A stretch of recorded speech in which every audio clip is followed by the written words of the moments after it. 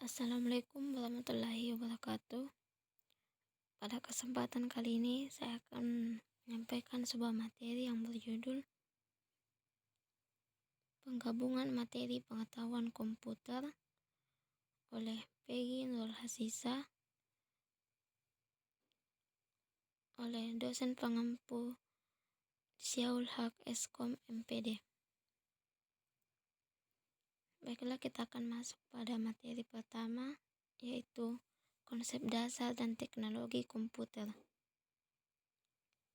Yang pertama itu definisi komputer. Komputer atau menghitung komputer dalam arti lain adalah alat elektronik dapat menerima input data, dapat memberikan informasi, dapat digunakan suatu program yang tersimpan di memori komputer, dapat menyimpan program dan hasil pengolahan. 4. Selanjutnya bekerja secara otomatis. Dan pengertian komputer secara umum yaitu komputer adalah salah satu elektronik yang tersusun menjadi rangkaian berbentuk sebuah mesin berteknologi dengan kontrol sistem operasi disertai program-program yang mampu menerima dan menyimpan, melakukan pengolahan dan memberikan hasil dalam bentuk informasi sesuai prosedur operasi yang dirumuskan. Selanjutnya yaitu manfaat komputer. Yang pertama, komputer sebagai sarana mempermudah kerja. 2. Komputer sebagai sarana komunikasi. 3. Komputer sebagai alat hiburan. 4. Komputer sebagai sarana informasi. 5. Komputer sebagai sarana usaha. 6. Komputer sebagai alat pendidikan. 7. Komputer sebagai sarana kontrol. 8. Komputer sebagai sarana alat kesehatan. Rumusan komputer. 1. Perangkat masukan atau input device. 2. Perangkat proses atau central processing unit. 3. Media penyimpanan atau storage device. 4. Perangkat keluaran atau output device. Sejarah perkembangan komputer. Yang pertama, alat hitung tradisional dan kalkulator mekanik.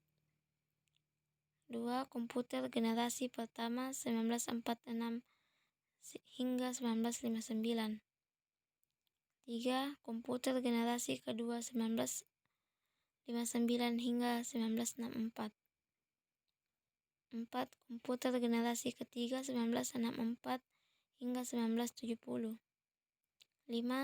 Komputer generasi keempat 1970 sampai 1990. 6. Komputer generasi kelima 1990. 7. Komputer generasi ke-6 abad 20. Part 2 yaitu perkembangan komputer dan klasifikasi komputer. Perkembangan hardware. Di era sebelum tahun 1940, tahun 1982, Charles Babbage yang digelar Bapak Komputer telah merancang apa yang dinamakan differential gain yang selanjutnya dikembangkan menjadi analytical gain pada tahun 1833. Semua komputer pada saat itu menggunakan model mesin seperti dirancang oleh Babbage yang terdiri atas input, memori, pemrosesan, dan output.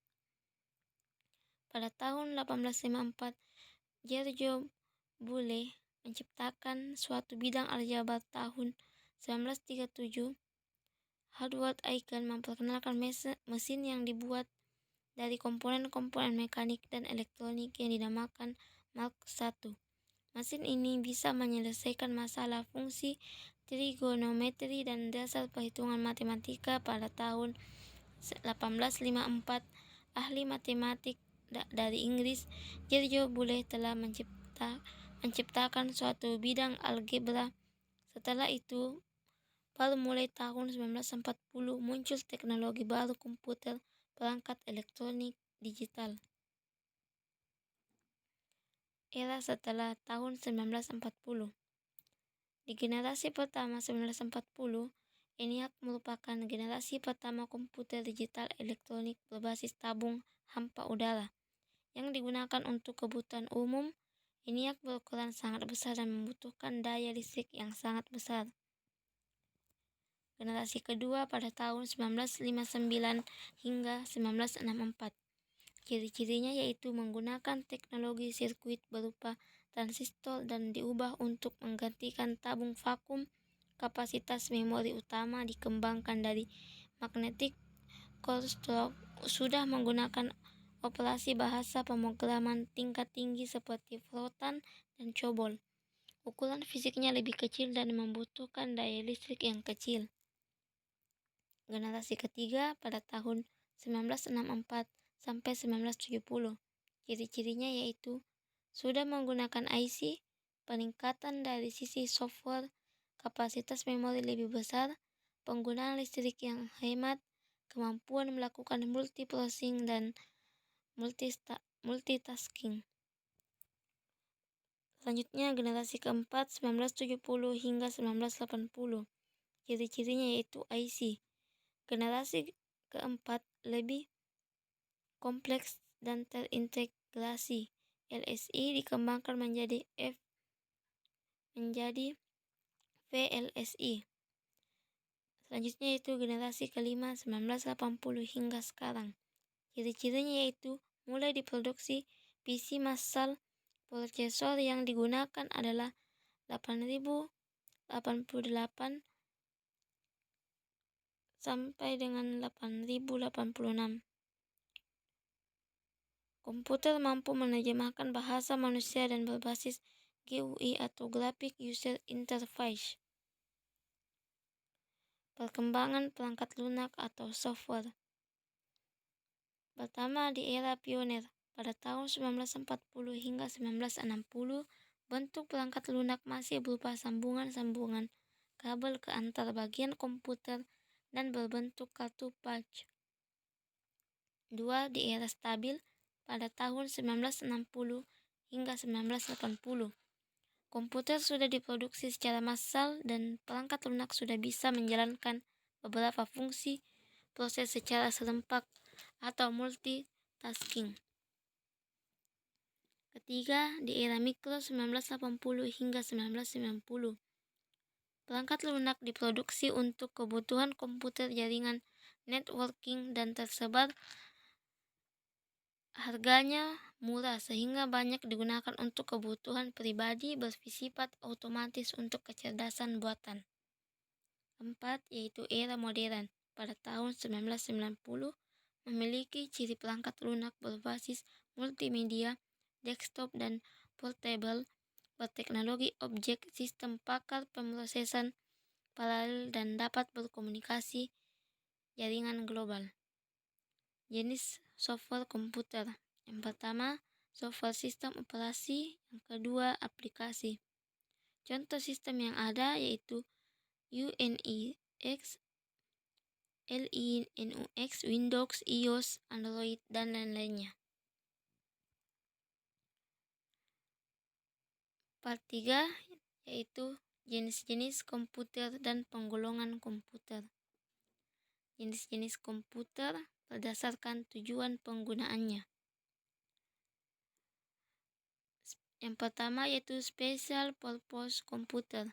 Jenis komputer yang dirancang dan digunakan untuk tujuan-tujuan pemakaian pada masalah khusus yang biasanya hanya berupa satu masalah saja. Yang kedua, General Purpose Computer. Digunakan untuk menyelesaikan program yang bermacam-macam dan jenis permasalahan yang berbeda seperti pengolahan kata, grafis, permainan, dan lain-lain. Selanjutnya yaitu jenis komputer berdasarkan data yang diolah. Yang pertama yaitu komputer analog. Adalah komputer yang digunakan untuk menerima sinyal analog digunakan untuk melakukan pengecekan untuk data yang tidak berbentuk angka. Kelebihan dari komputer analog mampu menerima data dalam besaran fisik dan dapat langsung mengukur data tersebut tanpa harus dikonversi terlebih dahulu sehingga prosesnya cepat. Selanjutnya yaitu komputer digital. Adalah komputer yang sering digunakan untuk aktivitas sehari-hari. CPU adalah inti dari elemen komputer digital. Bentuknya chip kecil dan terdiri dari banyak transistor. Keunggulan dari komputer digital yaitu proses data lebih tepat dibandingkan komputer analog. Dapat menyimpan data selama masih dibutuhkan oleh proses dan data yang telah dimasukkan dapat dikoreksi dan dihapus. Selanjutnya itu komputer hybrid adalah komputer yang memiliki kemampuan dari komputer analog dan digital, diperuntukkan untuk pengolahan data yang sifatnya kuantitatif maupun kualitatif.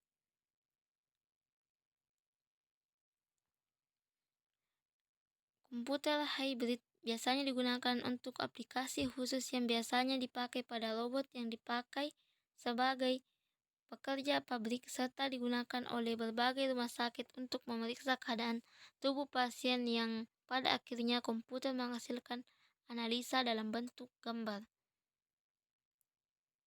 Jenis komputer berdasarkan prosesornya. Yang pertama ada mikrokomputer, yang artinya kelas komputer yang menggunakan mikroprosesor sebagai CPU utamanya. Contohnya seperti desktop dan laptop. Mikroprosesor sebuah IC digunakan sebagai otak atau pengelola utama dalam sebuah sistem komputer.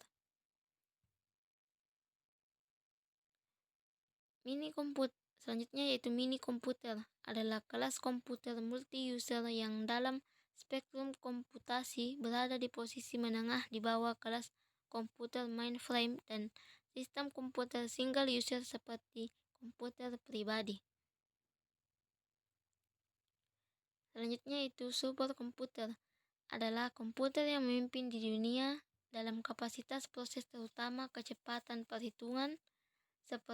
Superkomputer diperkenalkan pada tahun 1960 didesain oleh Seymour Cray di Shideshi.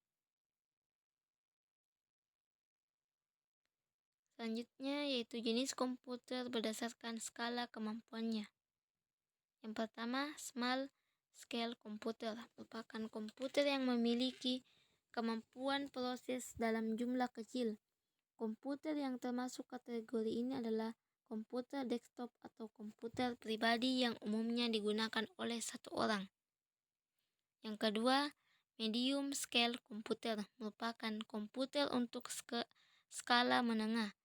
Komputer yang termasuk ke dalam kategori ini adalah komputer mini yang biasanya melayani penggunaannya pada dumb terminal.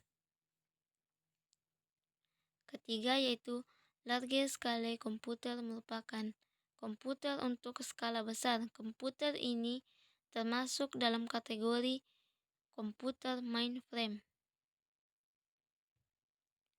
Selanjutnya yaitu jenis komputer berdasarkan bentuk fisiknya. Yang pertama yaitu komputer desktop. Komputer ini memiliki ukuran fisik yang lumayan kecil. Bentuk desktop ini biasanya dilengkapi dengan banyak ruang yang disebut expansion slot sebagai tempat untuk card tambahan. Selanjutnya itu komputer tower. Memiliki ukuran fisik relatif besar dibandingkan dengan komputer jenis desktop. Cocok diletakkan di samping atau di atas meja dan memiliki ruang expansion slot yang lebih banyak.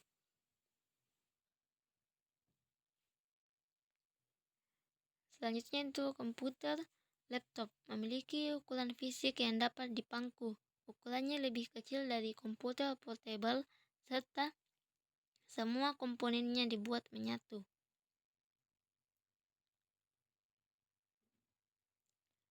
Selanjutnya itu komputer portable.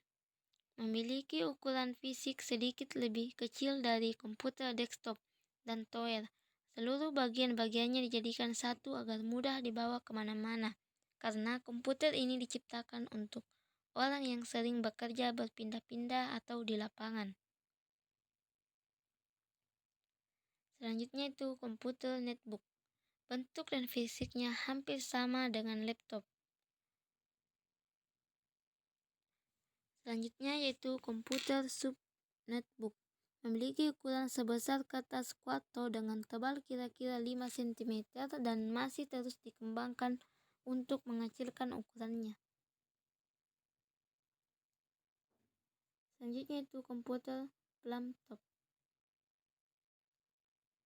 Komputer ini dibuat untuk bisa digenggam. Bila dibandingkan dengan ukuran kaset, kira-kira sebesar kaset video beta. Arus listriknya dapat didapatkan lewat baterai. Part selanjutnya yaitu apa itu alat input, proses, dan output. Yang pertama yaitu alat input. Alat input adalah alat-alat yang berfungsi memasukkan data atau sistem ke dalam suatu memori dan proses untuk diolah guna menghasilkan informasi yang diperlukan. Macam-macam alat input komputer yaitu keyboard, mouse, scanner, joystick, touchpad, trackball, light pen, kamera digital, touch screen, handycam, webcam, headphone, dan barcode. Alat input terbagi menjadi dua, yaitu yang pertama alat input langsung, yaitu alat input yang dimasukkan langsung diproses oleh alat pemroses, contohnya keyboard, mouse, touch screen, dan light pen. Yang kedua yaitu alat input langsung yang tidak langsung, yaitu alat yang melalui media tertentu sebelum suatu input diproses oleh alat pemroses. Contohnya itu key push, key to tape, dan key to disk. Selanjutnya itu alat proses. Alat proses adalah alat-alat yang berfungsi mengolah data ke dalam komputer setelah mengalami proses input. Macam-macam alat proses komputer adalah CPU atau Central Unit Processing, ALU Arithmetic Logical Unit, CU atau Control Unit, motherboard, prosesor, register, cache memory, ROM atau Read Only Memory, RAM atau Random Access Memory, PCI, floppy disk, hard disk, CD, flash disk, zip drive, pita magnetic, DVD, recoverable DVD, LAN card, VGA card, card reader, wireless network, modem, sound card, TV tuner card, dan capture card. Selanjutnya itu alat output. Alat output adalah data yang telah diproses menjadi bentuk berguna. Output device adalah segala macam komponen. Alat output adalah data yang telah diproses menjadi bentuk berguna. Output device adalah segala macam komponen hardware yang dapat menyampaikan informasi pada user. Suatu peralatan output yang dapat menyampaikan informasi secara virtual, kemudian informasi yang ditampilkan biasanya disebut dengan soft copy. Macam-macam alat output komputer adalah monitor, printer, plotter, speaker, proyektor, dan headset. Part selanjutnya yaitu alat proses. Alat pemroses adalah alat di mana instruksi program proses untuk mengolah data yang sudah dimasukkan lewat alat input dan hasilnya akan ditampilkan melalui output. Alat pemroses terdiri dari Central Processing Unit atau CPU dan main memory. Pengertian dari Central Processing Unit atau CPU berfungsi sebagai pemegang kendali dari jalannya kegiatan komputer, sehingga CPU berfungsi sebagai tempat untuk melakukan berbagai pengolahan data. Dalam bekerja, CPU terbagi menjadi 3 bagian, yaitu Control Unit yang mempunyai tugas untuk mengatur seluruh operasi komputer, Arithmetic Logical Unit atau ALU yang mempunyai fungsi untuk melaksanakan berbagai macam perhitungan, dan register yang digunakan untuk menyimpan instruksi dan data yang sedang diproses oleh CPU menurut gilirannya. Selanjutnya itu Main Internal Memory atau Internal Memory, merupakan sesuatu memori yang terletak di dalam CPU atau sering disebut main memory. Internal memory ini berfungsi untuk sebagai penyimpan data yang akan diproses atau hasil pemrosesan komputer. Selanjutnya digunakan untuk menyimpan program yang digunakan untuk memproses data. Selanjutnya itu external memory. External memory merupakan suatu tempat atau sarana untuk menyimpan data ataupun program. Data-data yang tersimpan di dalamnya bersifat tetap, artinya data tersebut tidak akan hilang walaupun tidak ada listrik yang mengalirinya. Media yang digunakan biasanya menggunakan media magnetik yang berfungsi sebagai tempat penyimpanan data dengan guratan-guratan magnetik yang dimilikinya. Jenis-jenis eksternal magnetik. Yang pertama disket, kedua hard disk, ketiga SSD atau solid state drive, keempat compact disk, kelima flash disk. Part selanjutnya itu komponen hardware, port komputer, dan media penyimpanan. Komponen hardware. Hardware adalah bagian komputer yang bisa dilihat dari wujud fisiknya. Hardware berfungsi mengolah informasi mentah menjadi informasi yang baru dan berguna. Berdasarkan fungsinya, hardware dibagi menjadi 5, yaitu yang pertama, input device, berfungsi untuk memasukkan data dari luar ke dalam suatu memori, dan prosesor untuk diolah guna menghasilkan informasi yang diperlukan. Contohnya, keyboard, touchpad, mouse, dan joystick. Selanjutnya itu proses device, ialah perangkat pengolah data yang dipergunakan untuk mengolah data. Contoh dari proses device yaitu yang pertama power supply, motherboard, RAM, dan prosesor. Selanjutnya itu output device, adalah tempat untuk mengeluarkan hasil proses komputer. Fungsinya sebagai tempat keluarnya hasil proses komputer.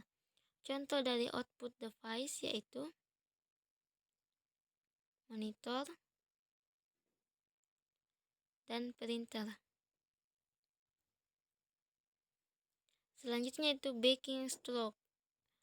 Internal stroke adalah stroke yang berhubungan langsung dengan Central Processing Unit atau CPU. Contohnya seperti hard disk.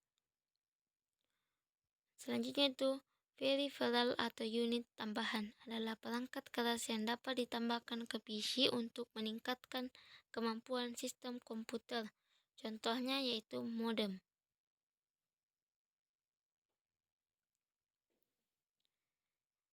Selanjutnya itu port komputer. Port komputer berfungsi untuk menghubungkan komputer dengan komponen eksternal komputer.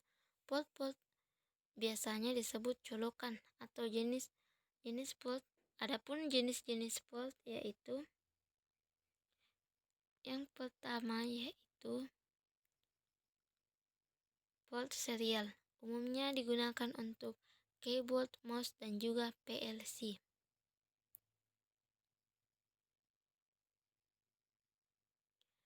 Selanjutnya itu port power source, berfungsi memberikan asupan listrik bagi komputer agar menyala.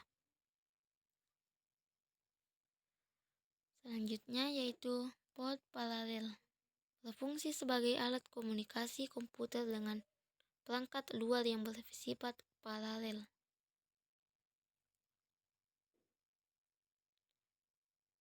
Selanjutnya yaitu port VGA, berfungsi mentransmisikan data grafik dari sebuah komputer menuju display atau output. Selanjutnya yaitu port infrared, berfungsi untuk mengkoneksikan perangkat wireless komputer.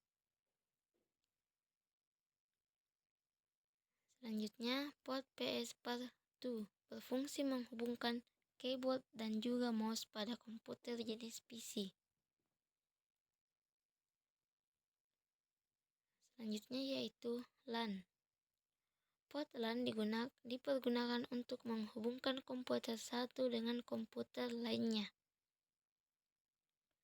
Selanjutnya itu HDMI. Port HDMI berfungsi mentransmisikan media dengan kualitas HD dengan sinyal suara. Selanjutnya itu USB. Port USB. Port inilah yang banyak dipergunakan dalam sistem komputer serta bersifat universal dan memiliki banyak fungsi. Selanjutnya yaitu port audio. Berfungsi untuk mentransmisikan suara yang dihasilkan dari komputer menuju output audio eksternal. Selanjutnya yaitu media penyimpanan. Media penyimpanan adalah media yang dipergunakan untuk menyimpan berbagai macam data digital yang tersedia pada perangkat komputer dengan waktu sehingga dapat dibaca dan dibuka kembali untuk diproses ulang pada perangkat. Macam-macam media penyimpanan. Yang pertama, penyimpanan magnetik ialah media penyimpanan yang termasuk ke dalam penyimpanan sekunder. Yang paling banyak dipakai pada sistem ini ialah sistem-sistem komputer modern seperti disket, flash disk, hard disk, memory card, dan zip drive. Selanjutnya yaitu penyimpanan optikal. Ialah media yang menyimpan data komputer yang dapat ditulis dan dibaca dengan menggunakan laser bertenaga rendah seperti CD, CD-ROM, CD-RW, dan WROM. Selanjutnya penyimpanan awan. Ialah media yang masih tergolong baru. Media ini bersifat online dan tidak menggunakan kapasitas memori pada perangkat karena menggunakan penyimpanan yang terdapat pada internet. Selanjutnya yaitu fungsi dan kegunaan perangkat lunak komputer. Perangkat lunak atau software merupakan bagian dari komputer yang mengacu pada bentuk digital. Komponen ini tidak terlihat secara fisiknya, namun dapat dioperasikan oleh penggunaannya dengan menjalankan perintah apapun dari pengguna. Tanpa adanya software, komputer hanyalah sebuah mesin yang terbengkalai karena tidak dapat melakukan tugas apapun.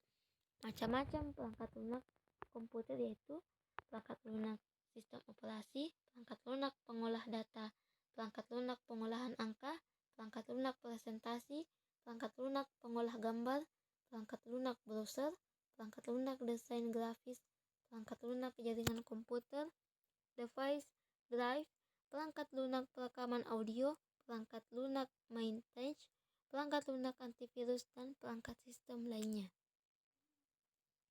Selanjutnya, fungsi dari perangkat lunak komputer. Yang pertama, memproses data. Proses atau instruksi khusus agar pengguna dapat mengoperasikan komputernya sesuai dengan hasil informasi yang diinginkan. Kedua, sarana interaksi yang menghubungkan pengguna dengan perangkat kelasnya. Fungsi ketiga, mengidentifikasi suatu program yang ada di sebuah komputer. Fungsi keempat, menyediakan fungsi dasar dari sebuah perangkat keras agar dapat dioperasikan seperti ketersediaan sistem operasi pada komputer. Fungsi selanjutnya, penerjemah suatu perintah software lainnya ke dalam bahasa mesin agar dapat dimengerti oleh komputer. Materi selanjutnya yaitu aplikasi pengolahan kata menggunakan Microsoft Office Word. Microsoft Word adalah program yang merupakan bagian dari paket instalasi Microsoft Office, berfungsi sebagai perangkat pengolah kata, meliputi membuat, mengedit, dan memformat dokumen. Perangkat lunak pengolah kata atau word processing adalah program yang digunakan untuk mengolah dokumen berupa teks, misalnya surat, kertas kerja, brosur, kartu nama, buku, jurnal, dan lain-lain. Microsoft Word merupakan perangkat lunak pengolah kata terbaik dan terpopuler di dunia. Selain itu, Microsoft Word juga tersedia di berbagai jenis sistem operasi. Aplikasi ini telah didistribusikan di sistem operasi Microsoft Windows, Mac OS, iOS, dan Android. Hal ini menyebabkan popularitas Microsoft Word bertahan walaupun banyak terdapat aplikasi pengolah kata yang terus bermunculan. Manfaat dan kegunaan Microsoft Word. Berikut manfaat dan kegunaan Microsoft Word yang dalam kehidupan sehari-hari, khususnya di dunia kerja. Pertama, membuat dokumen yang dapat dicetak seperti surat, laporan kerja, dan lain-lain. Selanjutnya, membuat buku dengan berbagai format. Yang ketiga, membuat dokumen yang lebih profesional dengan gaya penulisan yang beragam seperti jenis font, warna, dan lain-lain. Selanjutnya, membuat surat lebih cepat. Fungsi selanjutnya, membuat dokumen ilmiah dengan fitur references untuk mempermudah penulis ilmiah. Fungsi selanjutnya, tersedia beragam template yang dapat diunduh untuk mempercepat membuat dokumen. Fungsi selanjutnya, mempermudah mengedit dokumen dengan mudah dapat dibuka kapan saja. Fungsi selanjutnya, terkoneksi dengan SkyDrive untuk menyimpan dokumen otomatis secara online. Fungsi selanjutnya dapat digunakan untuk membuat surat yang dikirim berbanyak. Fungsi selanjutnya serta fitur lainnya dapat memberikan manfaat dalam kehidupan sehari-hari. Materi selanjutnya, aplikasi pengolahan kata menggunakan Microsoft Excel. Pengolahan kata atau Microsoft Excel adalah salah satu aplikasi yang dikeluarkan oleh Microsoft yang tergabung dalam Microsoft Office yang digunakan dalam pengolahan angka. Microsoft Excel sangat populer di kalangan pelajar dan para pekerja untuk membantu menyelesaikan tugas dan permasalahan yang mudah sampai rumit dalam bidang administrasi khususnya. Microsoft Excel dikenal dengan penggunaan rumus-rumus atau formula yang efektif, akan mempermudah dalam pembuatan laporan yang berhubungan dengan angka. Fungsi utama program Microsoft Excel adalah sebagai aplikasi atau software pengolah angka. Fungsi atau kegunaan Microsoft Excel dalam pekerjaan sehari-hari lainnya antara lain: yang pertama, membuat, mengedit, mengurutkan, menganalisa, dan meringkas data. Kedua, melakukan perhitungan aritmatika. Tiga, membantu menyelesaikan soal-soal logika dan matematika. Keempat, membuat berbagai macam grafik dan diagram. Kelima, membuat catatan keuangan anggaran serta menyusun laporan keuangan. 6. menghitung dan mengelola investasi, pinjaman, penjualan, inventaris, dan lain-lain. 7. Melakukan analisa serta riset harga. 8. Membuat daftar hadir serta daftar nilai sekolah maupun universitas. 8. Melakukan konversi mata uang. 9. Melakukan perhitungan dari hasil sebuah penelitian. Materi selanjutnya, aplikasi pengolahan data menggunakan Microsoft PowerPoint. Microsoft PowerPoint atau PowerPoint adalah sebuah program komputer untuk presentasi yang dikembangkan oleh Microsoft di dalam paket aplikasi kantoran. Microsoft Office selain Microsoft Word, Excel, Access, dan beberapa program lainnya, PowerPoint berjalan di atas komputer PC berbasis sistem operasi Microsoft Windows dan juga Apple Macintosh yang menggunakan sistem operasi Apple macOS. Meskipun pada awalnya aplikasi berjalan di atas sistem operasi Xenix, aplikasi ini sangat banyak digunakan, apalagi oleh kalangan perkantoran dan pebisnis, para pendidik, siswa, dan trainer. Dimulai pada versi Microsoft Office System 2003, Microsoft mengganti nama dari sebelumnya Microsoft PowerPoint saja menjadi Microsoft Office PowerPoint. Lalu pada Office 2013, namanya cukup disingkat PowerPoint. Versi terbaru dari PowerPoint adalah versi 15, yaitu Microsoft Office PowerPoint 2013 yang bergabung ke dalam paket Microsoft Office 2013. Kelebihan Microsoft PowerPoint. Yang pertama, penyajian menarik karena ada permainan warna huruf dan animasi, baik animasi teks maupun animasi gambar atau foto. Kelebihan kedua, lebih merangsang anak untuk mengetahui lebih jauh informasi tentang bahan ajar yang tersaji. Kelebihan ketiga, pesan informasi secara visual mudah dipahami peserta didik. Kelebihan keempat, tenaga pendidik tak perlu banyak menerangkan bahan ajar yang sedang disajikan. Kelebihan selanjutnya, dapat diperbanyak sesuai kebutuhan dan dapat dipakai secara berulang-ulang. Kelebihan selanjutnya, dapat disimpan dalam bentuk data optik atau magnetik, seperti di CD, disket, flash disk, sehingga praktis untuk dibawa kemana-mana. Sedangkan kekurangan Microsoft PowerPoint, yang pertama, harus ada persiapan yang cukup, menyita waktu dan tenaga. Selanjutnya, para pendidik harus memiliki cukup kemampuan untuk mengoperasikan program ini agar jalannya presentasi tidak banyak hambatan. Kekurangan selanjutnya, format file versi terbaru tidak dapat diedit di versi sebelumnya karena tulisannya menyatu jika dibuka di versi sebelumnya, kecuali formatnya diganti terlebih dahulu dengan format versi sebelumnya. Materi selanjutnya, aplikasi internet untuk berbagai keperluan pemanfaatan pengenalan aplikasi. Media massa adalah sarana penyebarluasan berita kepada khalayak luas, baik secara lokal, nasional, maupun internasional. Hal ini selaras dengan media sebagai lembaga penyebaran informasi dan bisnis serta upaya mempengaruhi opini publik internasional. Di masa ini, kemudahan memperoleh berita difasilitasi oleh keberadaan internet. Begitu kita mengakses internet, kita akan mendapatkan berbagai informasi dan berita sesuai kebutuhan.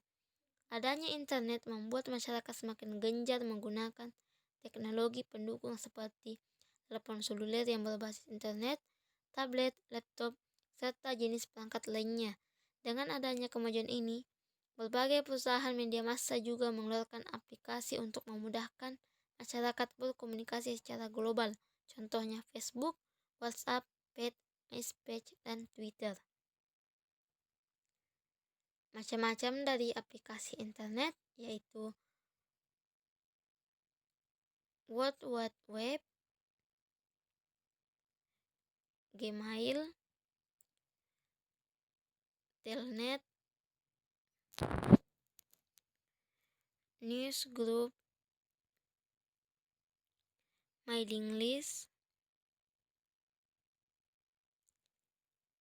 internet relay chat, dan terakhir Gopel. Manfaat aplikasi internet. Yang pertama, internet merupakan sebuah singkatan dari interconnection networking atau yang berarti jaringan yang terhubung secara luas. Internet merupakan keterkaitan jaringan komputer melalui standar yang disebut Global Transmission Control Protocol atau Internet Protocol TCP/IP. Ada sistem pertukaran paket komunikasi yang berasal melalui data. Dengan jaringan inilah, semua orang bisa berkomunikasi dengan mudah dan dalam waktu singkat dari seluruh dunia tanpa batas.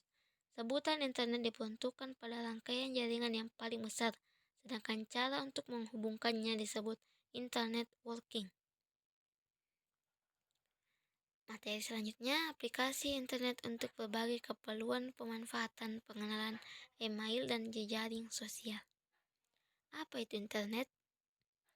Internet adalah suatu jaringan komunikasi yang memiliki fungsi untuk menghubungkan antara satu media elektronik dengan media elektronik yang lain dengan cepat dan tepat.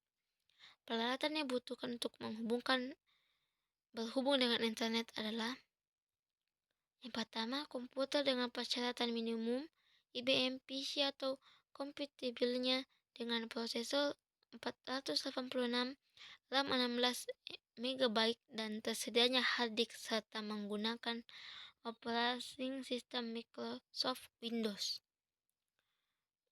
Peralatan kedua, modem mengeluarkan sinyal analog. Peralatan ketiga, saluran telepon berfungsi untuk menyalurkan data yang telah diubah oleh modem dalam sinyal analog.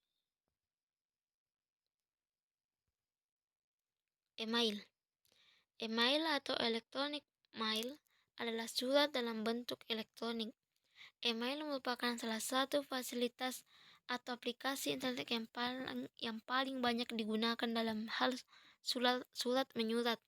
Hal ini dikarenakan email merupakan alat komunikasi yang murah, cepat, dan efisien.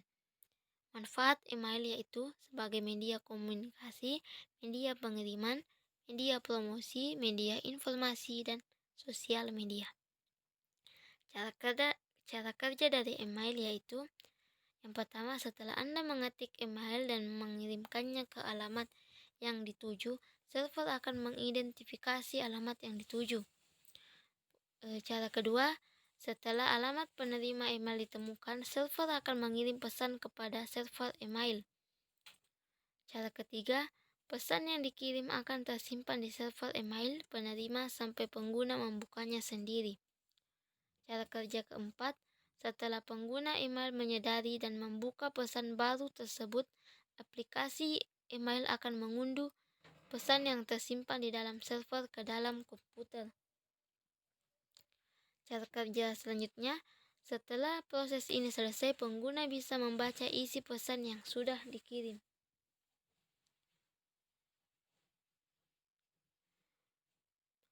Materi terakhir, peranan sistem informasi dalam bisnis.